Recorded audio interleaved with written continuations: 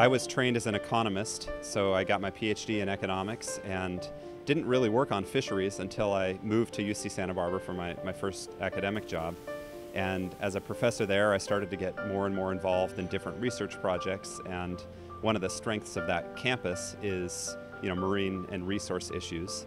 And I was trained in resource economics and sort of started to apply some of those tools and approaches to issues in marine conservation, issues at the intersection of the economy and the environment, but in the marine realm. One of the great things about this conference is it brings together people from the whole spectrum, from on-the-ground practitioners who are really in the weeds of, how do we get stakeholders to be involved in an on-the-ground process or on-the-water process, all the way to, high-level thinkers from academia and elsewhere that are thinking of crazy new ideas that may or may not ever get implemented, but could really have an impact on, the way people think about ocean governance, or the way people think about, spatial planning, or innovations in management of marine resources. So I think the take-home for me is that both sides, both ends of that spectrum can learn something from each other. So as someone more on the second end of that spectrum, sort of the thinking big but maybe not as practically, I've already learned quite a bit from listening to practitioners, because they say, well, sure, this theory's great, but what about this implementation challenge? And that causes me to say, well, maybe I should be asking the question differently in my research.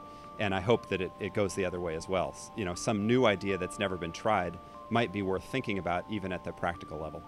What I'm always looking for as a researcher is an issue, usually in fisheries or in oceans, that has broader appeal to economists. So some principle that I can uncover in fisheries or marine issues, or maybe governance in the marine realm, that could apply more broadly to other economic industries or other economic ideas.